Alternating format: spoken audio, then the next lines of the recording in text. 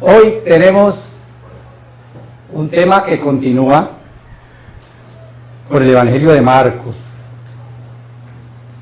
Tenemos hoy y vamos a ver algo que es especial y se trata de la autoridad que libera. Lo vamos a ir viendo a lo largo de todo de toda esta exposición, recomendándole lo siguiente. Para aprovechar la lectura de la palabra, primero pues tenga su palabra ahí a la mano, tenga sus apuntes, su lapicero y pueda tomar nota y hacer un seguimiento versículo a versículo, palabra a palabra de todo lo que estamos exponiendo en este día. Recuerden que tenemos un trazo de cómo es el aprendizaje respecto a la palabra del Señor. Nosotros inicialmente escuchamos la palabra, pero también la leemos. Al leerla podemos estudiarla y dentro del estudio hacemos un examen, un escudriñar de la palabra, que es cavar profundo, una interpretación, pero también memorizar la palabra, memorizar la idea que la palabra nos está transmitiendo, la enseñanza. Luego hacemos una meditación y por último, lo más importante, obedecer lo que la palabra nos está enseñando. Oír, leer, estudiar, interpretar, memorizar, meditar y obedecer. Vamos a estar viendo hoy esta perícopa de Marcos, capítulo 1, del versículo 21 al 28. Del Evangelio de Juan Marcos, así lo llamamos, con un pasaje paralelo que está en Lucas 4. Y recordamos cómo el domingo anterior y los anteriores vimos el llamado de Dios a la acción a través de Juan el Bautista. Inicialmente Jesucristo fue bautizado, Juan bautizó al Señor Jesucristo, y aquí el Señor Jesucristo recibió, digámoslo así, como un sello de aprobación para su ministerio. Esa unción del Espíritu Santo que separa, aparta, comisiona, habilita y ordena al Señor Jesucristo para los oficios de profeta, sacerdote y rey, a fin de llevar a cabo la labor de salvar a su pueblo para la gloria de Dios. Luego vimos cómo Jesús pasa a ser probado por el diablo en el desierto y el Señor Jesucristo sale victorioso, sentando un precedente de su poder sobre las huestes espirituales de maldad. Y esto lo convierte a Él, a Jesucristo, en nuestro representante, siendo Él ahora el postrer Adán. Porque el primer Adán cayó, fracasó, pero el postrer Adán, Cristo Jesús, venció. Ahí tenemos nosotros una gran esperanza, es una esperanza cierta. Enseguida vimos cómo viene a Galilea. Después de estar con Juan, viene a Galilea predicando el evangelio del reino de Dios y diciendo arrepentidos y creer en el evangelio. Luego escoge a sus hombres, a los que han de ser sus discípulos, un círculo reducido de personas que tienen su mismo espíritu, no Espíritu Santo, pero tienen el Espíritu Santo, para escribir en ellos su mensaje y que luego ellos puedan reproducirlo, para hacerlos pescadores de hombres. El deber de ellos como pescadores de hombres es echar la red, que Jesucristo se encarga de atraer los peces a la red, meter las almas en la red. Ahora comienza una campaña que va a iniciar, una campaña donde Él sabe qué es lo que tiene que hacer, porque este fue un acuerdo de la Trinidad. Si un hombre tenía un mensaje que predicar en ese tiempo, el lugar donde él se dirigía para hacer esto es a la sinagoga, no al templo, a la sinagoga. Porque allí se reunía regularmente el pueblo de Dios, y ahora vamos a ver algunas características de esto. Y eso es lo que hace Jesús, eso es lo que él hace.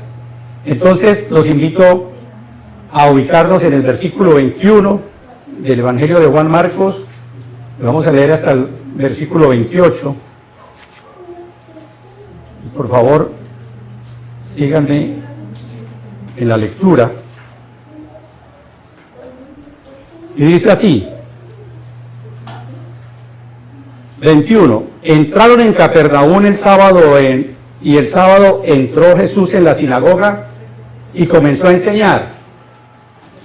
Y se admiraban de su doctrina porque les enseñaba como quien tiene autoridad y no como los escribas. Pero había en la sinagoga de ellos un hombre con un espíritu impuro que gritó, ¡ah! ¿Qué tiene con nosotros Jesús Nazareno?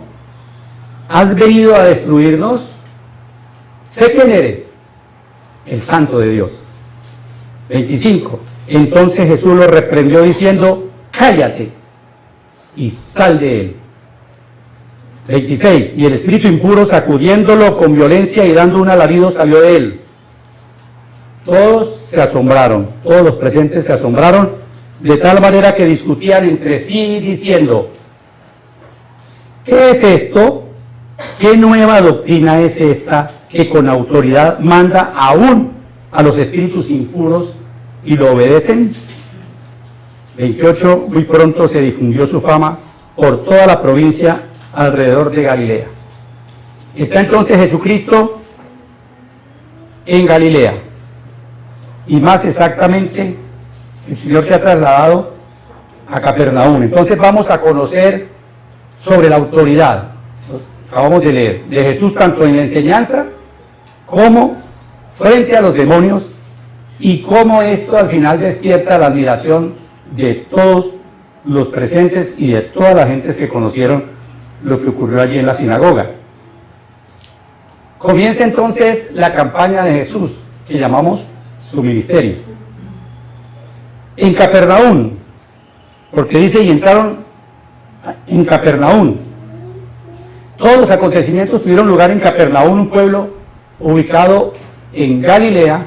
Recuerden que eran las tres regiones, Galilea, Samaria y Judea al sur, Galilea al norte, y Capernaum se hallaba al noroeste, ciudad importante, marítima, pero pasó a la historia, o ha pasado a la historia porque el Señor estableció allí su centro de operaciones. Ustedes van a darse cuenta, siempre el Señor vuelve y regresa a Capernaum muchas veces. ¿Por qué? Porque Nazaret lo rechazó. En Mateo 4, 13, 16, Mateo 4, 13, 16, para los que llevan notas, dice, bueno, desde el 12, cuando Jesús oyó que Juan estaba preso, volvió a Galilea, y dejando a Nazaret, vino y habitó en Capernaum, ciudad marítima en la región de Zabulón y Neftalí, y camino del mar, para que se cumpliese lo dicho por el profeta Isaías cuando dijo, tierra de Zabulón y tierra de Neftalí, camino del mar, al otro lado del Jordán. Galilea de los gentiles, grábense este nombre, subrayen. El pueblo asentado en tinieblas vio gran luz, y a los asentados en región de sombra de muerte, luz le resplandeció. Qué palabra tan preciosa del Señor con Capernaum. Pero los peros no se escapan acá. A pesar de que ninguna ciudad de Palestina gozó del privilegio de que Jesucristo estuviera presente allí durante su ministerio terrenal, fue la que recibió más condenación después de Jerusalén. Y miremos qué dice Mateo 11, 23, 24 al respecto. Y tú, Capernaum, que eres levantada hasta el cielo, hasta el Hades serás abatida. Porque si en Sodoma se hubieran hecho los milagros que han sido hechos en ti, Capernaum, habría permanecido hasta el día de hoy. Por tanto te digo que en el día del juicio será más tolerable el castigo para la tierra de Sodoma que para ti, Capernaum. Tremenda, pero tremenda reprensión. ¿A qué se debía? A que a pesar de que allí en Capernaum, donde el Señor hizo muchos milagros, dedicó tiempo a su enseñanza, manifestaron su oposición al Señor y al Evangelio. Comienza entonces el ministerio del Señor, que llamamos la campaña. ¿Dónde? ¿En qué lugar? En la sinagoga. ¿Cuál es el origen de las sinagogas? Las sinagogas tuvieron probablemente su origen durante el exilio babilónico. Cuando el pueblo de Dios no tenía acceso al templo, habían sido llevados cautivos a Babilonia. El culto era solamente en el templo que estaba en Jerusalén. El templo estaba centrado en el sistema de sacrificios, y entonces en su lugar los judíos tuvieron que desarrollar un culto centrado en ¿qué? Lectura de la palabra, exposición de la palabra o de la ley en ese tiempo. Cada ciudad en tiempos de Cristo tenía una sinagoga donde los judíos se reunían entre 2 y 3 veces a la semana, principalmente los sábados, para adorar a Dios y escuchar su palabra. La ley establecía que donde hubiera por lo menos 10 familias judías, ahí debía establecerse una sinagoga. De manera que donde hubiera una colonia de judíos, había una sinagoga. Había un templo, un solo templo, pero muchas sinagogas. Ahora, ¿qué era la sinagoga en sí? Era un lugar de enseñanza, era un lugar de instrucción. El culto de la sinagoga constaba de 3 cosas: oración, lectura de la palabra de Dios y exposición de ella. No había música, ni cantos, mucho menos sacrificio. ¿Cómo era la dirección y cómo se manejaba la sinagoga? Tenía un principal o alto dignatario, que en Marcos 5:22 ustedes se acuerdan que se llama Jairo. Era responsable de la administración de los asuntos de la sinagoga, tenía que ver con la organización de los servicios, también era el responsable de la recolección de las limosnas para luego darlos a los pobres, y también era quien designaba la persona competente para predicar cuando había lugar a eso. También había un ministro que era responsable de sacar los rollos de las escrituras y de la limpieza de la sinagoga. O sea, el custodio de los rollos de las escrituras y especialmente la Torá estaba en manos del ministro. En Lucas 4:20, Jesús, enrollando el libro, lo devolvió al ministro y se sentó. La sinagoga no tenía un predicador como tal, un predicador permanente, sino que el principal, como les decía, invitaba a una persona para la exposición de la palabra. ¿Por qué enseñaba entonces Jesús allí? Porque ya él era conocido o se conocía su mensaje. Lo habían escuchado, había sembrado inquietud y entonces los principales lo invitaron a él y por eso este sábado Jesús estaba allí. Versículo 22 dice: y se admiraban de su doctrina es enseñanza, porque les enseñaba como quien tiene autoridad y no como los escribas. Dice, hermanos, vamos a tratar esta exposición a base de preguntas. Normalmente así es la forma como nosotros escudriñamos las escrituras, preguntándole al texto. Hemos dicho que nosotros leemos las escrituras y las escrituras nos narran asuntos que son literales, explícitos, pero cuando la escudriñamos debemos tener en cuenta que hay muchas ideas y muchas enseñanzas que están implícitas y por eso tenemos que inferirlas para poder complementar la enseñanza que ellas traen. De manera que usted puede irse haciendo las preguntas. Y se admiraban de su doctrina porque les enseñaba como quien tiene autoridad y no como los escribas. Fíjense que aquí ya hay por lo menos 3 palabras que nos inquietan a averiguar de qué es, ¿cierto? La doctrina, la manera de enseñar, la autoridad con que enseñaba y el contraste con los escribas. Entonces, comencemos con los escribas. ¿Quiénes eran los escribas? Los escribas eran los estudiosos de la ley, los maestros de la ley. Así aparece con uno u otro nombre según la versión. Para los judíos lo más sagrado que había era la ley, la Torá escrita, es decir, el Pentateuco, que era totalmente divina, era santa y era vinculante. La esencia de la ley eran los 10 mandamientos, pero por ley se entendía todo el Pentateuco. ¿Qué contenía la Torá? La Torá contenía grandes principios generales y era la norma suprema de fe y conducta. Pero estos principios tenían que convertirse en reglas y normas particulares para poder aplicarlas a cada situación particular. Por eso surgen los maestros de la ley, o los escribas. A lo más connotado, recordemos cómo los llamaban, rabí. ¿Qué debían hacer los escribas? Tarea de los escribas: extraer de los grandes principios morales de la Torá las normas y reglas para cada situación concreta de la vida, lo cual se volvió, lógicamente, una tarea sin fin, agotadora. Y por eso es que la religión judía terminó en el legalismo. Ahora, estas reglas extraídas de la ley, desarrolladas y comentadas por los sabios de la época, no se escribían. Era la tradición oral. Constituyeron la ley oral.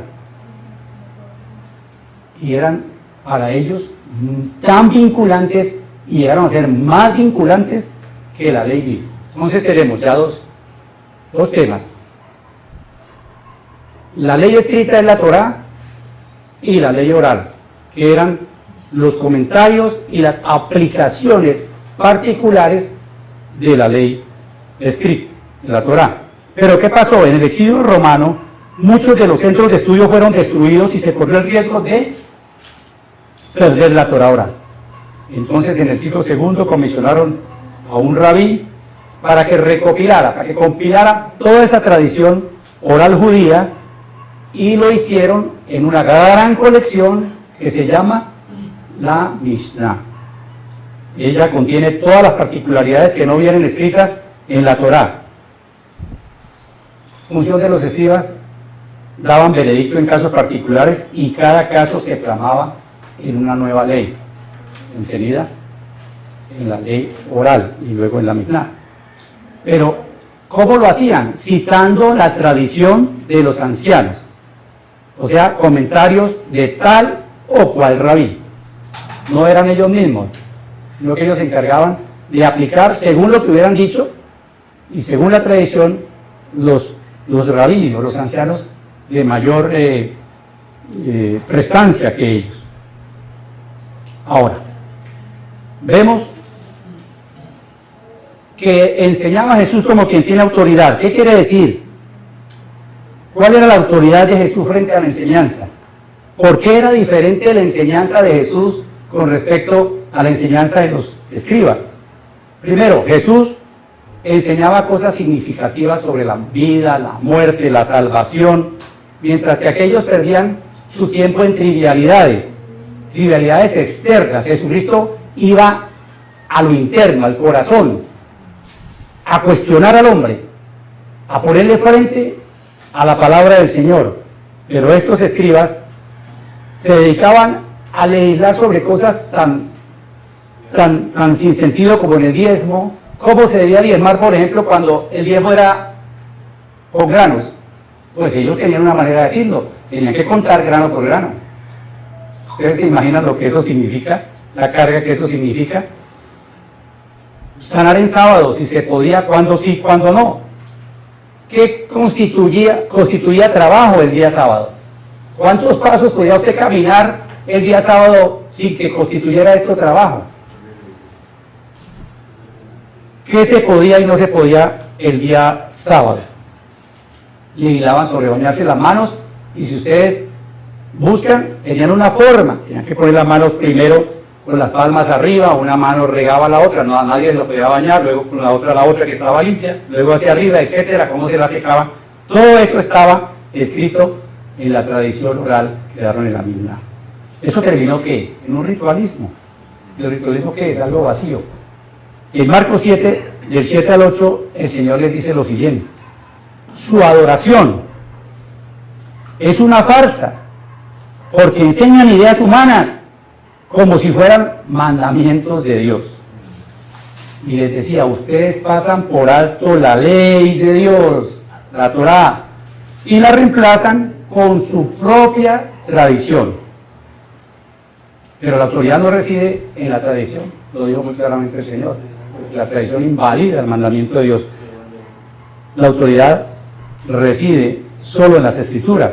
Jesús igualmente hablaba mostrando amor hacia los perdidos, solucionando los problemas del día a día de la gente. Y los escribas solamente les interesaba, dice Marcos 12:40, les decía el Señor, guardaos de los escribas que gustan de andar con largas ropas, aman las salutaciones en las plazas y las primeras sillas en las sinagogas. Los escribas estaban centrados en su yo, en su ego. Y además los escribas eran además testimonio. Mateo 23:3 nos lo dice el Señor. Hagan caso de todo lo que ellos dicen, fariseos y escribas, pero no sigan su ejemplo, testimonio, porque ellos no hacen lo que ellos mismos dicen. Jesús enseñaba con autoridad personal propia, pero los escribas no era así. Ellos citaban autoridades legales del pasado, luego sus fuentes eran falibles, mientras que la enseñanza del Señor es infalible. Para ellos esta tradición de ancianos era más importante que la propia palabra de Dios. Pero Jesús enseñaba diferente. En Marcos 5:43-45 nos dice, oíste que fue dicho, amarás a tu prójimo y odiarás a tu enemigo. Pero yo os digo, amad a vuestros enemigos, bendecid a los que os maldicen. Oíste que fue dicho por esa tradición, pero yo os digo, yo, no la tradición. Jesús no citaba entonces ninguna autoridad fuera de sí mismo. Él era en sí la autoridad y su mensaje venía directamente del Padre. Los judíos le preguntaron en alguna ocasión en Juan 8, entonces le dijeron, ¿tú quién eres? Y él les contesta, el que me envió es verdadero. Y yo lo que he oído de él, eso hablo al mundo. Pero no entendieron que hablaba del Padre. Jesús enseñó entonces con autoridad debido a que él creía lo que enseñaba y lo acompañaba con hechos, tanto en la enseñanza como en la liberación, con milagros. Y Jesús se involucraba personalmente en las necesidades de la gente. Cuando usted escuche la palabra, mi hermano, mi hermana, por parte de un predicador, póngale cuidado y compare, por esto que estamos haciendo de comparar la enseñanza de Jesús con la enseñanza de los escribas. Póngale cuidado a esto. Primero, pregunta, ¿enseña la palabra de Dios o su predicación y su enseñanza está basada en comentarios y experiencias propias o de otros?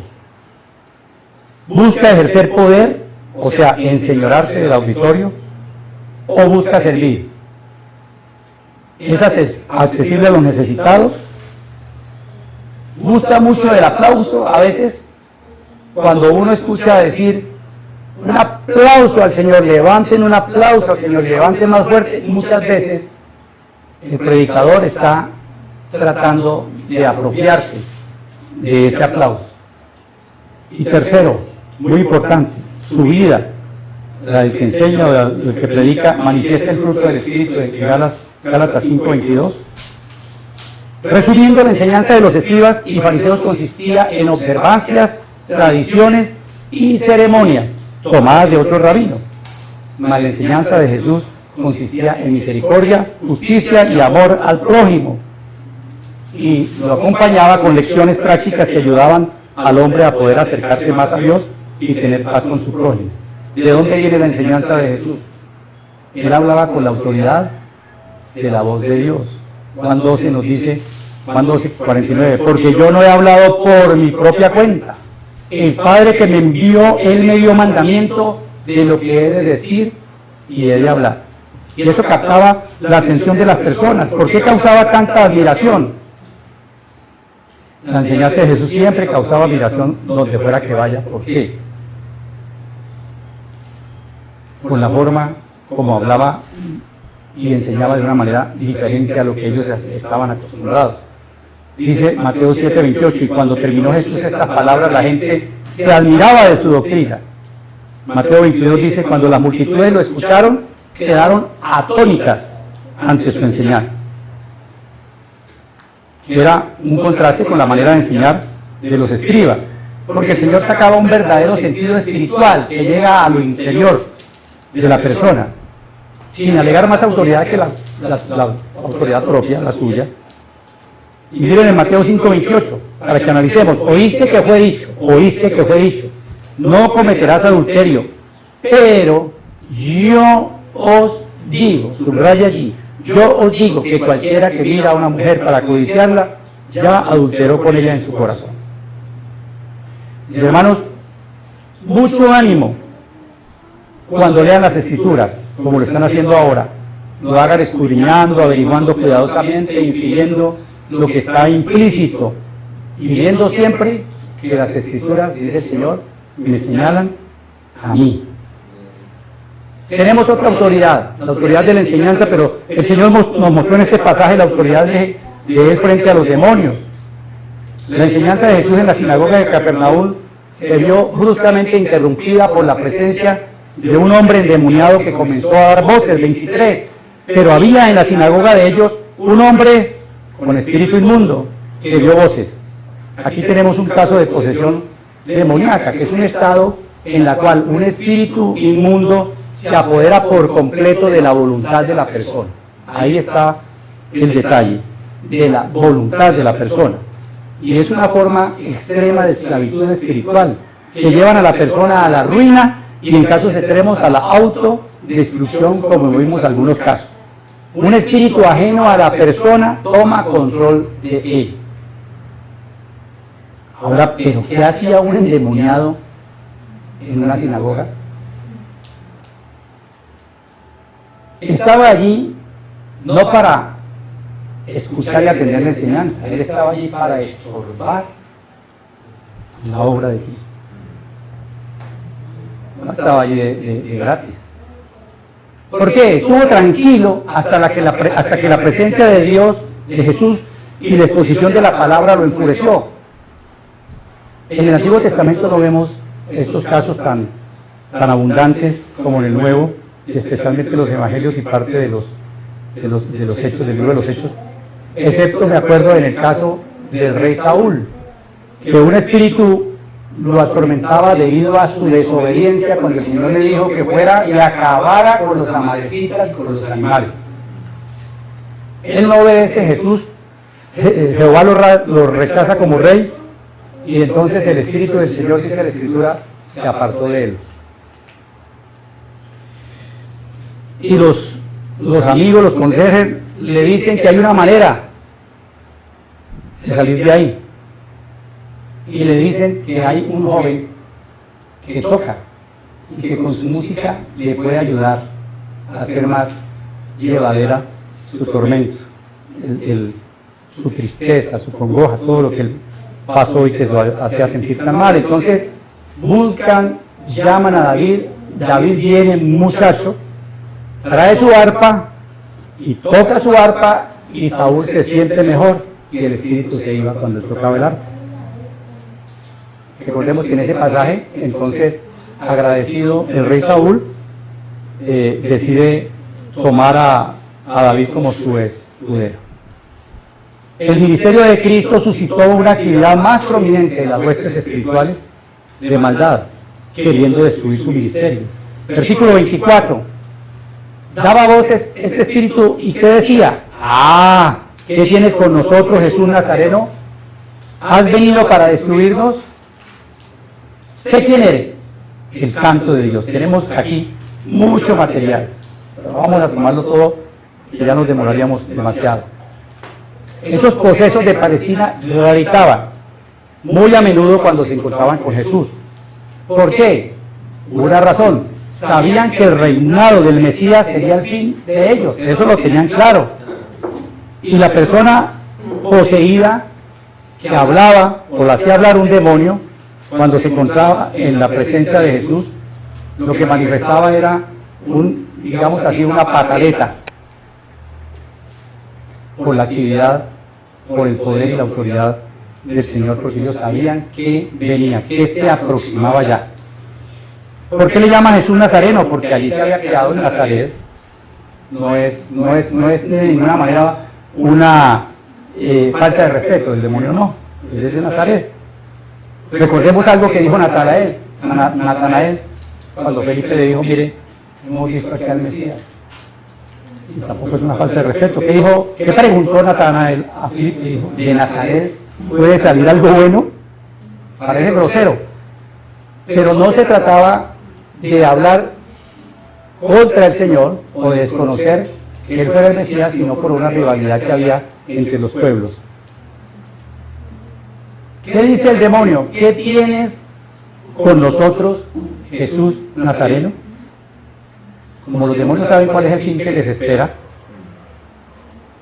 en Mateo 8:29, en el encuentro de Jesús con los endemoniados gadarenos, le dicen a Jesús, ¿qué tienes con nosotros? O sea, ¿por qué te entrometes, Jesús, Hijo de Dios? ¿Has venido acá para atormentarnos antes de tiempo? Ahí está claro. Ellos sabían cuándo era el tiempo que empezaba su tormento por su rebeldía y por su condición caída y que nunca iban a ser salvos. Y le dicen, ya es la hora de que vienen a atormentarnos, pero está antes de tiempo, todavía no es la hora. Con su venida, entonces, el Mesías iniciaba el fin del reinado de Satanás aquí en la tierra. Y por tanto, se aproximaba el castigo anunciado para ellos. ¿Has venido a destruirnos? Esta cita la podemos compaginar con Apocalipsis 22:3, que dice, y a Satanás lo prendió un ángel, y lo ató por 1000 años, y lo arrojó al abismo, y lo encerró. En este incidente del espíritu inmundo, está dando Señor, o está enseñando el Señor, que debían corregir su visión distorsionada de lo que significaba el reino de Dios acá en la tierra. ¿Qué esperaban ellos? Lo hemos dicho, un reinado político, con sede en Jerusalén, pero a partir de este evento, el Señor les está diciendo que su reino no va a ser en la tierra ni en Jerusalén, sino que va a establecer un reino en el corazón de cada creyente. Cada uno de los que creyeran que serían arrebatados del dominio de Satanás y que seríamos liberados de la esclavitud del pecado. Es decir, que ahora, como dice la Escritura, seríamos verdaderamente libres. ¿Sé quién eres? Claro, el demonio sabe quién es. Ellos conocen perfectamente la deidad del Hijo y también la realidad que para ellos no hay salvación, sino un horrible castigo eterno.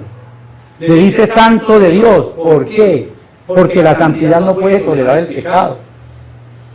¿En qué sentido? En el sentido de que no tiene pecado en sí mismo. Y además porque ha sido separado y ungido para la tarea excelsa de salvar a los perdidos, a la humanidad.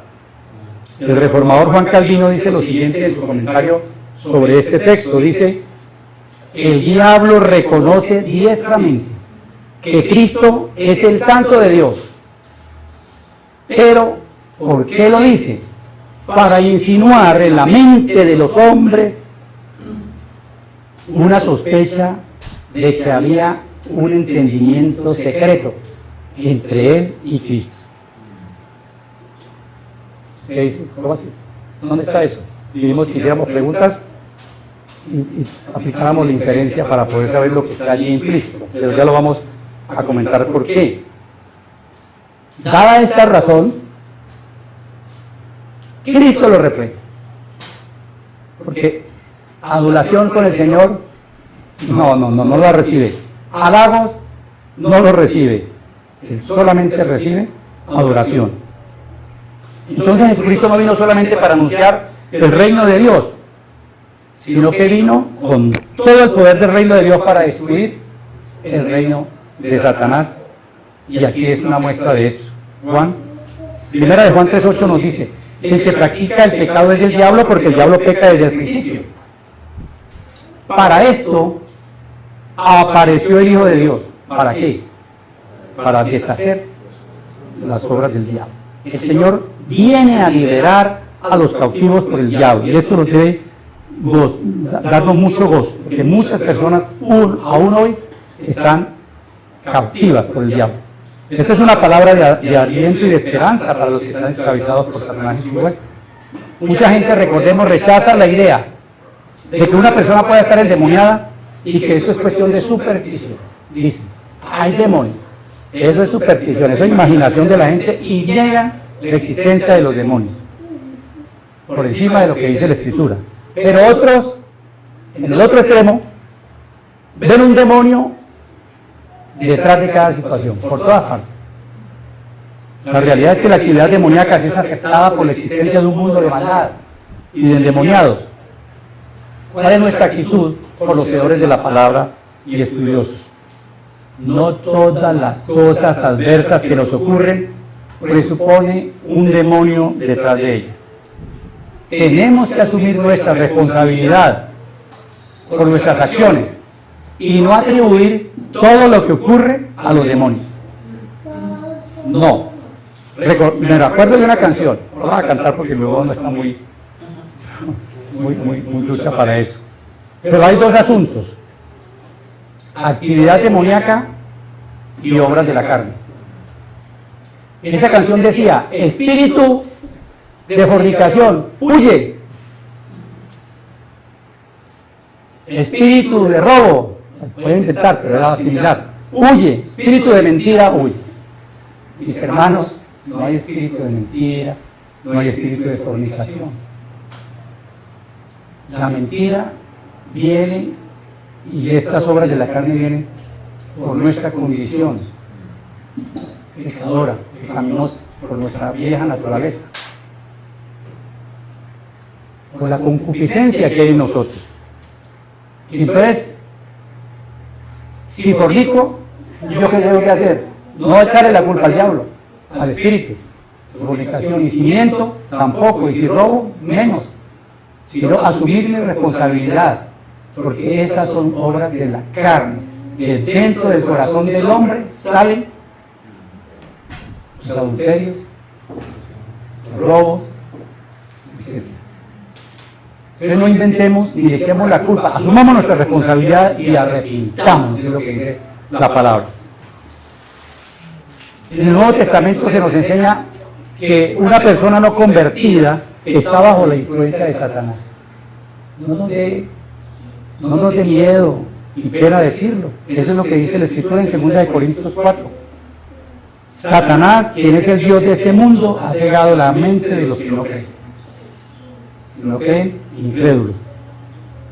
Y Efesios 2:1-2, ustedes vivían en pecado, igual que el resto de la gente, obedeciendo al diablo,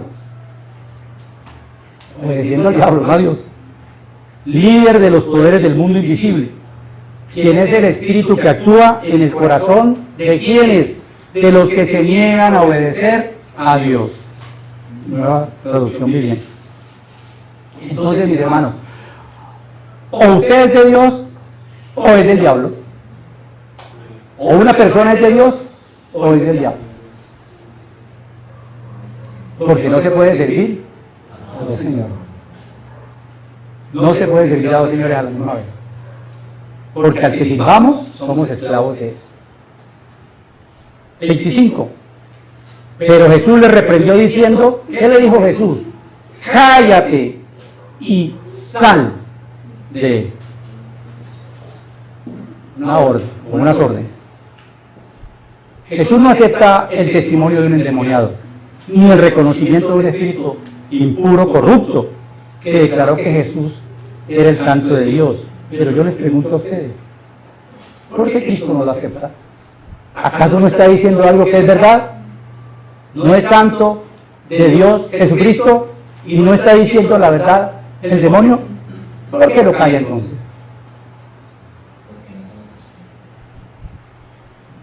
Porque Jesucristo no quería que se creyera que él tenía algún vínculo con los demonios. La apreciación o el comentario de Juan Calvino anterior. Sin embargo, esta idea de que Jesús tenía conexión con los demonios, vínculo con los demonios, sí caló en algunos que luego lo acusaron de tener dentro de él a Belcebú y que él echaba a los demonios por Belcebú.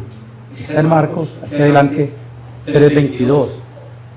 Pero los escribas, ¿quiénes? Los escribas, que habían venido de Jerusalén, habían subido de Jerusalén, siguiendo al Señor, mirando de la pisada, a ver en qué caía, tentándolo como los fariseos.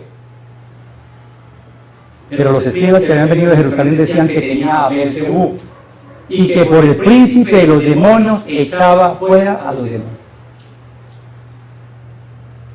Por eso el Señor no podía, no puede y no podrá aceptar el testimonio de un espíritu inmundo.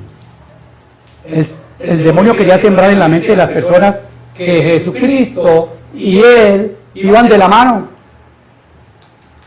De ninguna manera. Jesucristo tenía que cortar con esa idea, pero sin embargo vemos que caló en algunos. ¿Por qué no acepta el testimonio de lo que dice el endemoniado? Porque la verdad no necesita del testimonio de la mentira. El mentiroso está descalificado para dar testimonio. Y menos para dar testimonio de Jesús. ¿O acaso usted cuando se enfrenta a un asunto legal, penal, donde lo acusan de algo, usted va a llamar a un mentiroso para que testifique a su favor? ¿O acaso si usted tiene una deuda con un banco y va a pedir que le den una amnistía o lograr un acuerdo de pago, se lleva a un malapaga? Pues no. Cuando llegue al banco, ¿qué le van a decir? Ay, pero ese señor no debe plata. O aquí en el registro está que en el banco tal él debe plata y no ha pagado. Ese es el que lo va a respaldar. No sirve. La gente no entendía qué tipo de Mesías era Jesús. No sabía que era el Mesías, que Jesús era el Mesías. Porque no había llegado la hora de proclamar públicamente que él era el Mesías. Entonces, no puede recibir ese testimonio aunque sea cierto. Apariencia de verdad, que es mentira, es mentiroso. Ante una orden tan cortante, tan tajante, el Señor, ¿qué le dice? Cállate. Cállate. Y el demonio, ¿qué hace? Obedece, pero obedece de inmediato. No se toma tiempo para salir de él, es de inmediato. Dice, y el espíritu inmundo, sacudiéndole con violencia y clamando a gran voz, salió de él, rabioso. Este demonio le dicen algunos comentaristas que le provoca una suerte de convulsiones. Y luego, utilizando las cuerdas vocales de este poseído, lanza un fuerte grito y sale. Los exorcistas judíos usaban fórmulas mágicas, conjuros, para echar fuera demonios. Pero Mateo 12:27, Jesús les dice lo siguiente: y si yo echo fuera los demonios por Belcebú, cuando estaba la acusación que veíamos, ¿por quién los echan vuestros hijos? Pero si yo por el Espíritu de Dios echo fuera los demonios, ciertamente ha llegado a vosotros el reino de Dios. Mire, ha llegado el reino de Dios, ¿por qué señal? Por la señal de que con su autoridad podía ordenarle a los espíritus que dejaran, que salieran, que liberaran al cautivo, al esclavo. Una señal poderosa, una señal de la autoridad de Jesús en muchos aspectos. Aquí estamos tratando de la enseñanza y su autoridad sobre los espíritus malignos. Y todos se asombraron, dice.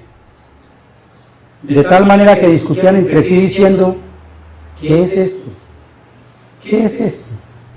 ¿Qué nueva doctrina es esta que con autoridad manda aún a los espíritus inmundos y le obedecen? Ahí usted puede subrayar qué es lo que usted quiere saber. Se asombran. ¿Por qué se asombran? Porque nadie había hecho o podido hacer lo que Cristo hacía. Porque nadie tenía esa autoridad sobre los espíritus y sobre la enseñanza de Jesús. Entonces, ¿qué hacen? Como ponen en duda el ministerio de Jesús y la autoridad de Jesús, porque era contra su propia autoridad, discutían entre sí diciendo, ¿qué es esto? ¿Qué es esto? Tiene implícita otra pregunta. Ojalá ustedes se la hagan. ¿Qué es esto que uno hace eso? ¿O quién hace esto? Porque el que hace esto está implicado en lo que está sucediendo. ¿Qué es esto? Implica, ¿quién es este? ¿Qué es esto? Pero esto no sucede porque sí. ¿Qué es esto? Tiene que ver con quién es esto. En su asombro, en su forma de estar pasmados, tanto por la enseñanza como por la expulsión del demonio. ¿Quién es este? ¿Quién es este que hace esto? O sea, ¿quién es él? Pero no había respuesta. Porque ellos no sabían quién era. Para ellos era el carpintero.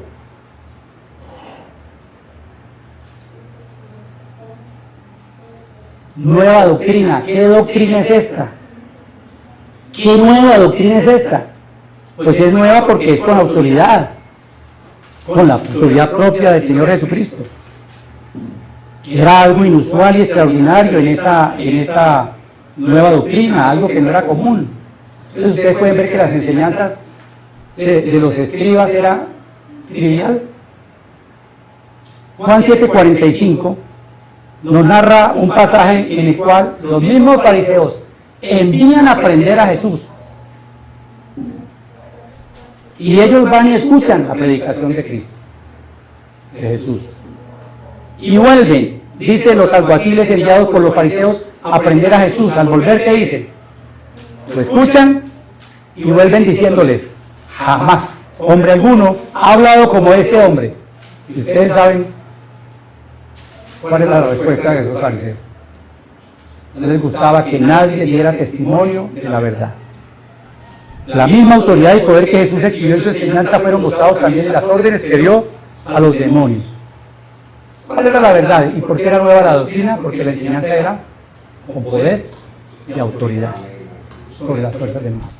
Eso nos da confianza a nosotros. Una enseñanza nueva expuesta con autoridad y una autoridad sobre los demonios que los dejaba perplejos. Aquí viene un cuestionamiento para nosotros. Cuando nosotros compartimos la palabra, mis hermanos, lo hacemos con autoridad. O mejor, usted cuando comparte la palabra, cuando enseña, cuando evangeliza, lo hace con autoridad. ¿Cuál sería su respuesta? ¿Está seguro? ¿Está usted seguro que lo que enseña es palabra de Dios y no palabra de hombre? A veces nos podemos confundir, porque tratando de enseñar la palabra y de explicarla, terminamos colocando nuestro testimonio o testimonio de otros por encima de la misma palabra. No podemos enseñar con los testimonios, pero podemos hablar de los testimonios, pero cuando hayamos hablado y enseñado la palabra, porque la enseñanza de la palabra nos da a nosotros la autoridad cuando es la palabra la que predicamos. No le metamos asuntos de nosotros, porque las personas no se impresionan por lo que nos ha ocurrido, ni se convierten por eso. No se convertía la gente y no se convirtió mucha gente cuando Jesús hacía milagros, sanaba, expulsaba demonios, liberaba de aflicciones a la gente y no se convertía. Nosotros ponemos a veces el testimonio nuestro por encima de los testimonios que tiene la misma palabra. No, mis hermanos. ¿Qué es lo que nos da autoridad a nosotros? La palabra y nuestro testimonio. Nuestro testimonio es nuestra manera de obrar. No es testimonio de lo que nos ocurrió y cómo fuimos sanados de algunas cosas y otras. No. ¿Qué nos da autoridad? Cuando usted enseña que no hay que mentir, ¿usted miente? Cuando usted enseña a uno que esté evangelizando que hay que estudiar y leer la palabra usted, todos los días, ¿usted la lee todos los días? Cuando usted enseña que no hay que robar, ¿roba? En el sentido amplio de la palabra robar. 28. Y muy pronto se difundió su fama por toda la provincia alrededor de Galilea. Tan sorprendentes los acontecimientos de aquel día en la sinagoga que todos comenzaron a relatar a sus vecinos lo sucedido. O sea, los rumores se regaron por toda la región, se extendieron. Mis hermanos, la palabra de Dios tiene poder. La palabra de Dios. No que mi palabra ni en mi boca haya un milagro, no. Es la palabra del Señor la que tiene poder para liberar, y es el Señor Jesucristo el que tiene poder para hacer milagros, y para sanar y para liberar. ¿Cree usted que la palabra de Dios tiene poder liberador? Y si es así, como todo se comprueba por hechos, ¿está usted poseído por Cristo? ¿O sigue viviendo una vida de pecado? Esclavo del pecado, de algún pecado. ¿Goza de libertad en Cristo usted?